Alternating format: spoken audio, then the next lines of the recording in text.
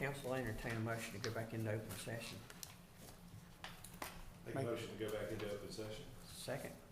Second. In favor, signify by saying yes. Yes. That'll be it. Okay. Under new business, item 3, Pine Bar Avenue Property Real Estate Listing Agreement. Mr. Mayor, I move that we authorize the listing agent to change the listing price to $395,000. Okay. Have a second, please. Second. Any further discussion? Those in favor signify by saying yes and raising your right hand. Yes. Motion carries. Item 4, pool cover options. Mr. Mayor, I'll move that we defer this to the, if it needs a motion, that we defer it to the September meeting. Okay. That's a motion. Yeah, I need a motion and a second. I have a motion, I need a second. Second. Okay. Any- Well, so we can open for discussion? Yeah, can we ask some questions? Yeah. Okay. My comment on this is that we got great news, that the grant for the permanent structure has been approved at the $500,000 level. It's a grant that requires 20% offset. We have an anonymous contribution pledge of that 100,000. So that changes the total cost dynamics considerably. Further, something that's very important and was not made clear to the council, because frankly, we're not getting the minutes of the Parks and Recreation Commission in a timely fashion. The last minutes we've received were from March, and they've had discussions and given the staff direction since then that we're just not aware of. But if you read the first 6 or 8 pages of the grant application, it goes into detail about a very important aspect of the grant, and that is that it provides much needed ADA access to the rec center. And I think that alone is worth a considerable amount. So we had an option of a bubble. I think we simply pick up the options and discussions at the September meeting. But that's the reason the option for the bubble would have required immediate action. But at any rate, the reason I move that we defer it to the September meeting is I see no rush for that. No. Okay. Ms. Lawman? Yeah, can I ask Mr. Anderson just a couple of questions? And can you give us, what is the length of time that this structure should last for us? So the frame of the structure that we've been discussing, again, it's aircraft grade aluminum. It will, if maintained, outlast any of us. I don't have a fixed time or a fixed lifespan for that. The coverings that would go over the frame have a 7-year warranty, but we know we have seen in practice 10 to 15-year-old panels. One of the benefits of this versus a bubble is that we can replace a panel and keep the structure open without having to take the whole thing down and close down the whole facility. So, but what would be the cost of replacing those panels? So roughly, at this time, it's roughly $1,600 for a 17-foot by 14-foot segment. Okay. And so, and I know there's been some improvement in bubbles, and I'm just trying to get some, I'm looking at both options. So what are the length of time that bubbles are guaranteed at this time with the bid that we had? So we're still looking at roughly a 10-year lifespan. Now, the coating that we have requested to be part of the bubble is referred to as Tedlar. It has a 25-year warranty, I believe, on the coating. If the membrane were to be punctured at some point, though, that coating would not be protective. But our last bubble lasted how many years? 24. 24, okay. And the anonymous donor that was gonna match the 500,000 grant, that person would not give 100,000 if we chose to go the bubble route. The discussion that I've had with that individual has been, there's not been a definitive no, but the phrase was used, I haven't been a fan of the bubble for a long time. So, but we don't know 100% sure that that person wouldn't give us $100,000 toward the bubble cost. Correct. Okay, so that's a possibility. Right. Okay. And a lot of people that I've talked to think that that structure is going to open up and you see the sky, and that's not the way that's going to work. That's going to always be covered. So people that swim there all summer, year-round, it's always going to be covered. They're not going to be able to see the sunshine and the sky and so on as they're over there swimming. That is correct. Okay. That being said, the footprint for the bubble, for the structure that we're looking at is different from that of the previous bubble. Mm-hmm. So that there would be additional deck space for folks to move in and out of and enjoy being in the sun. That was one of the benefits, in our opinion, of having a cover over it, is it would allow us to regulate the temperature better in the water during the summertime, which would impact pool costs, as well as chemical usage and sanitation, frankly, in the water.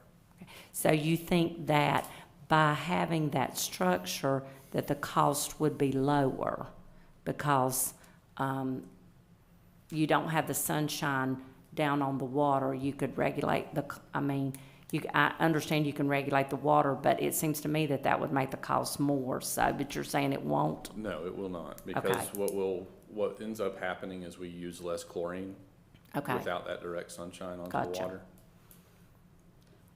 Okay. Is that structure, I think on the timing, to be clear about that, the issue about the timing is that we got a quote on the bubble that if we place the order by September 1st, it could be delivered and installed before the end of December. So if we don't meet the September 1st order, which I don't think we're ready to, it'll be a little bit later than that. If it's September 9th, it might be the middle of January. But we're talking at best with the structure, I think we heard February 1st. But the structure, it's not opaque, is it? Does it let light through at the top? It's not transparent on the top, but it does allow for some light to travel through. So is that like skylights and everything else? Is that gonna, when the sun is intense, is that gonna build up heat inside that bubble and over that pool? Potentially, yes, but again, during the time that we have a lot of intense heat, we would have the sides all removed, allowing for flow of good airflow. We would also still have HVAC in the sense of louvers and fans moving air through the structure in the event it were colder. But we also anticipate that we will need to heat the structure in the wintertime. So we do anticipate some residual heat, but not, I wouldn't say it would be. We're gonna air condition in the summer? No, because we'll take the sides off and air will be free flowing, just like across the pool deck now. Does anybody here open their windows instead of turning on air conditioning in the summer out here? A lot of things to discuss in the September meeting. Now, if I understand it correctly, the only way we can use this grant if we build this aluminum structure.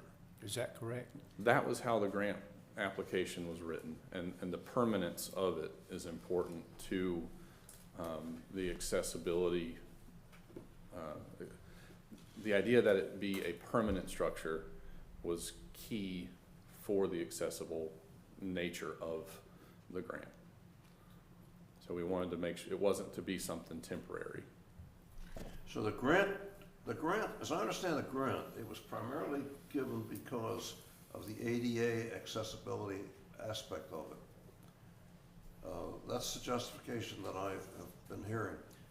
If that's the case, is no portion of that grant available for the ADA work that needs to be done to that building?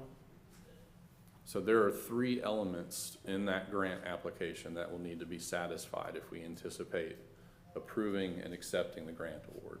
The first is a ramp to the front of the building from level. The second is a tennis court ramp down from the pool deck to the tennis court. And then the third is remaining funds would be able to go towards the structure. So it is anticipated that those projects would be funded by the grant. But it may be something we could get clarified between now and the September meeting. Okay, I'll be happy to do. David, can you give us an update on fire suppression? We had a discussion previously that this structure, because of the size, I think it exceeds the square footage that would mandate, you know, some type of fire suppression. Can you update us on that versus the pool bubble suppression requirement?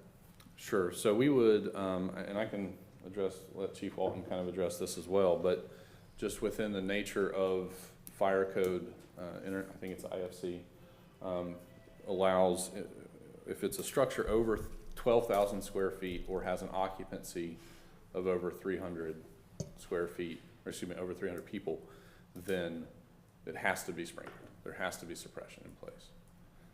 As to that versus the permanent or a temporary structure like the bubble, I believe in discussion that we've had that I don't want to misquote it. I don't want to get it wrong here. So, Chief Walton. Perfect. Thank you. So with the bubble, it is deemed a temporary structure by building code and fire code. So anything that's labeled as a temporary structure has to be pretty much removed within 180 days. So 180 days is your maximum. We leave the pool bubble up 8.5 to 9 months roughly. So it's well over 180 days. That's why the last several years you've seen the pool closed for roughly a week just to bring the bubble completely down, put the bubble back up, because that's how we're sufficing the temporary rule. We have to completely drop the bubble within between 170, 180 days, and then we can put it back up, and that's how we're sufficing the temporary rule.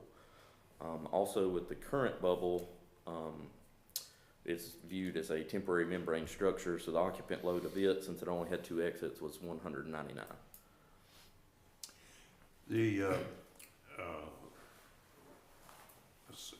A couple points there. One is, as I recall from looking at the bids on the permanence, I hate this word permanent because I know that sucker isn't going to be permanent. No aluminum frame is permanent in this kind. But anyway, in the permanent, the one that stays up all year round, the cost of the ADA adjustments that need to be made for the tennis court and for the rec center, about the same as the cost for that fire suppression system. They were pretty close numbers. I mean, so that's another issue there that we need to think about over the next couple of weeks. Maybe we could do what needs to be done with the ADA access to the rec center in spite of what we do with the pool. I mean, that's almost a separate item. It became part of this grant application because the grant application needed to hear about ADA expenditures, but they don't have to be tied together necessarily. Well, we thought this was a great option, an opportunity for us to bring those projects in to be funded by the state. Those are things that have long been recognized as needs within the department for that facility. And that was something that we knew we needed as far as that access, particularly to the front of the structure, I know many of you all were there when we did our commemoration of the Wayne Owens gym. And when I had to ask a gentleman to go around back, it was one of the most humiliating things that I've had to do. And I've had We no don't need, desire we to don't do need to that. go into that in this discussion, but, the other thing is, if we go up with this aluminum structure, why do we have to have 300 capacity? Why can't we set our own capacity at something under 300, 250 or 200? Per fire code, we have to list the occupant load as what the structure is. We can't lower the occupant load just because we want to skirt by building code and fire code requirements. So whatever the square footage is, we have to base the occupant load on that. We can't just lower the occupant load to get away from putting in a fire suppression system. Okay, so those 300 people, we gotta have a couple hundred of them in the pool in order to be at capacity?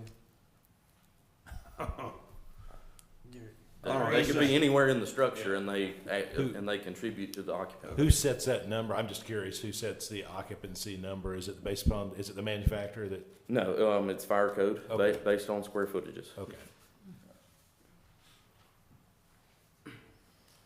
And I would just remind council, we're dealing here with some really hypothetical numbers. I know we do have a firm and hard, fast number on the pool bubble, right? At least on the bubble itself, we have a quote on that, but Correct. a permanent structure, we're still dealing with hypothetical numbers. We won't know really a true figure until we actually put this out to bids, and we don't know where that's gonna, where that number's gonna land or who's gonna be bidding on this. So. Correct. Bo, do you want to? All right, so I'll just add a little more information. We did have a meeting with the building inspector with the county, about an hour long. Went through it with him, was trying to find every loophole we could to get through this. The way he explained it was, as far as occupancy, it was 50 in the pool area, the water, the code says every 50 square feet is one person. And the deck area, every 15 square feet is one person. So the way it works out, we'd be over that. If we could somehow reduce the structure size, we still wouldn't get to that loophole because we host swim events there, and because it would be an event center, it still has to have the fire suppression. So either way, the only two things to get around it is to decrease the size and not have events there, which kind of defeats the purpose of it. So that's kind of, we were trying to go through every loophole we could. He also mentioned if we went with a new bubble structure, that the new code would require fire suppression as well, whereas the old bubble was grandfathered into an old code. So because the new code is in effect, we'd have to have fire suppression put into that. So that's what he communicated to us in our meeting with him. So that's, But that would only be, if we took it down in 180 days, then we're okay. I asked him that, and he said that is the old code. So we would still have to have some type of fire suppression in there. That was my understanding, right? So, yeah.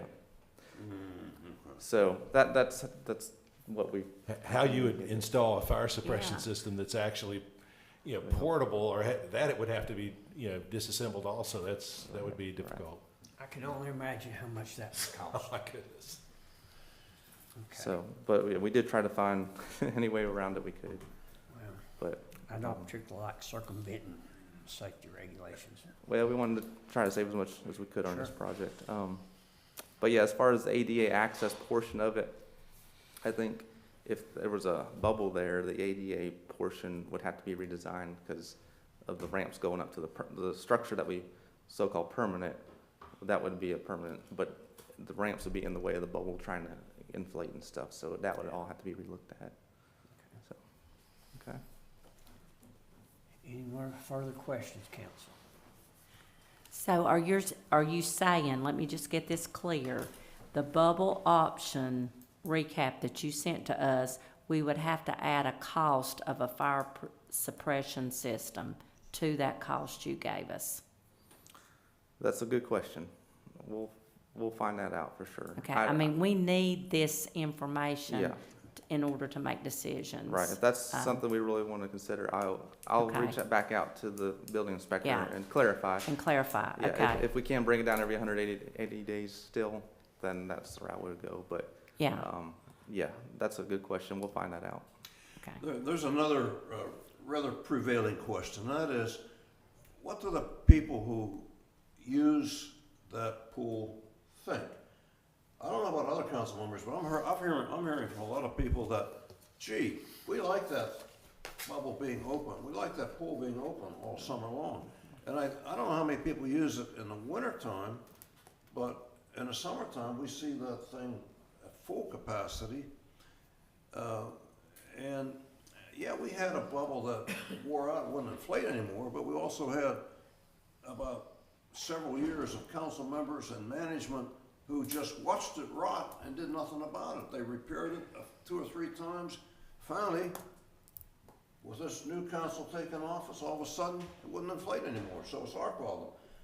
Well, we're gonna solve it on September 9th. So we need to learn some more things. One of the things that'd be great to find out about, and I don't know how you do that, is these hundreds of people who come and swim during the summer, what's their preference? They wanna have a roof over them while they're swimming?